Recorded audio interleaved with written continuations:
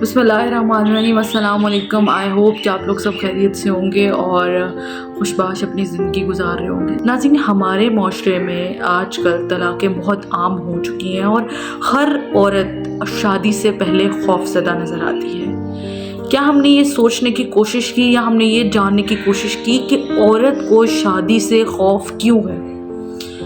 ज़ाहिर सी बात है कि वो खौफ तलाक़ का खौफ होता है। शादी से पहले औरत के माँ बाप उसको क्या बताते हैं, उसको क्या सिखाते हैं? माँ बाप अपनी बेटियों को ये बताते हैं कि अब बेटी तुम जिस घर में जा रही हो वहाँ से तुम्हारी मैयत ही उठकर वापस आएगी।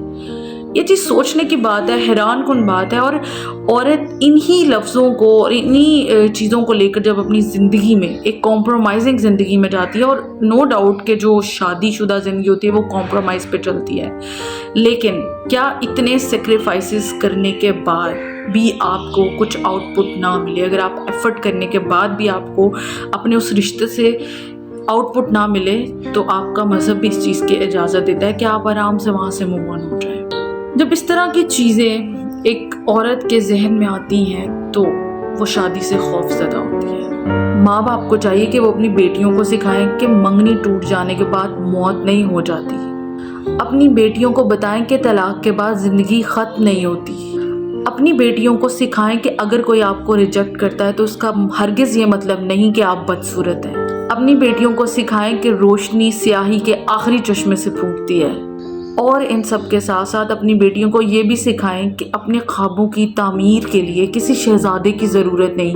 अपनी बेटियों को ये भी बताएं कि उस जहां का मालिक आपसे बहुत प्यार करता है। अपनी बेटियों को हौसला दें, ज़िंदगी जीने का हुनर और तरीका सिखाएं। मैं समझती हूँ कि माँ बाप का फ़र्ज़ है, और आजकल के दौर में उनकी सबसे ज़्यादा रिस्पॉन्सिबिलिटी ये है कि जब वो अपनी बेटी की शादी करने लगे तो इस सोच और इस नज़रिए के साथ करें कि अगर कल को खुदा न खास्ता हमारी बेटी की ये शादी ना चल सके या कुछ ना हो सके उससे, तो हम अपने घरों के दरवाजे उनके लिए खुले रखें ताकि हर बेटी बग़ैर किसी खौफ के आगे बढ़ सके।